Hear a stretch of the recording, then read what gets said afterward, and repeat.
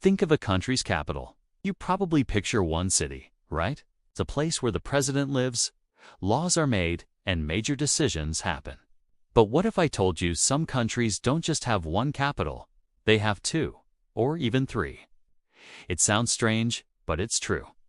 From South Africa's unique three-way government to Bolivia's deeply divided capitals, the reasons reveal a fascinating story of how geography, history, and politics collide in the most unexpected ways. So, how does this even work? Usually, a capital city holds everything: the executive branch, the legislative parliament, and the judicial courts. It's the undisputed center of power. But in a handful of nations around the globe, that power is split on purpose. Sometimes this division is a ghost of the past, a solution to a historical conflict. Sometimes it's a practical fix for a geographical problem, like a city that's just too crowded. And other times, well, it's just pure politics. It's a deliberate choice to decentralize control, spreading influence across different regions instead of concentrating it all in one spot. This creates a unique national identity where power isn't in a single place but is a shared responsibility. Let's start with the most extreme example: South Africa.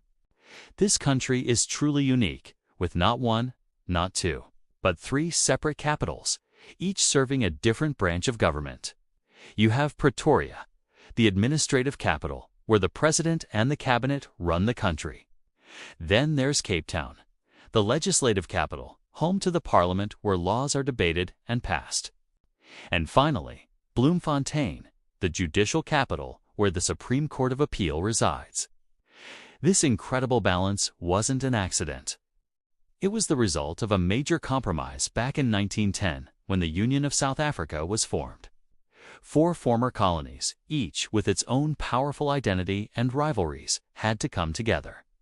Giving each a piece of the governmental pie was the only way to forge a unified nation without any one region feeling left out. Now, let's fly over to South America and look at Bolivia. This case is a bit different. Officially, Bolivia's constitution names the beautiful city of Sucre as its one and only capital. But if you were looking for the president or the Congress, you'd have to go to La Paz, the highest capital city in the world. So what happened? It all goes back to a fierce power struggle in the late 19th century. A civil war erupted between the elites of Sucre, who were backed by silver mining wealth, and the rising power of La Paz, fueled by the tin industry. La Paz won the fight, and while Sucre kept the title and the judiciary, the real political and administrative power has been in La Paz ever since. It's a division born from conflict that has shaped the country for over a century. Not all dual capital systems are rooted in old rivalries. Sometimes it's about looking to the future. Take Malaysia, for instance. In the 1990s, its capital, Kuala Lumpur, was bursting at the seams. The traffic was legendary, and overcrowding was becoming a serious issue for the government to function effectively. Their solution was bold and ambitious: build an entirely new city from scratch.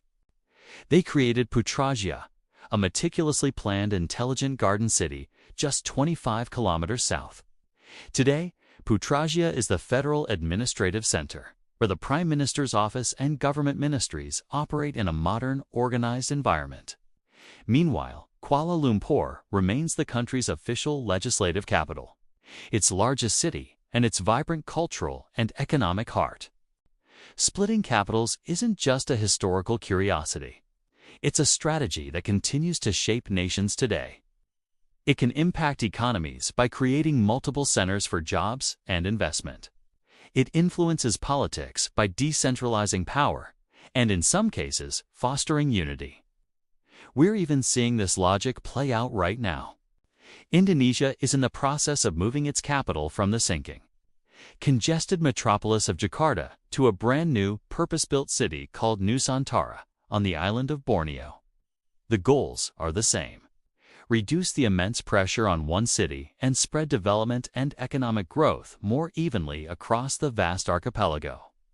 In the end, whether it's 2 capitals or 3, the story they tell is always about one thing: a nation trying to find its balance. It's a constant negotiation between history, geography, and power. So, which system do you think works best? A single, powerful capital or a divided system? Let me know your thoughts in the comments below. Thanks for watching. If you enjoy learning about the fascinating details that shape our world, make sure to subscribe and hit that notification bell so you don't miss our next exploration.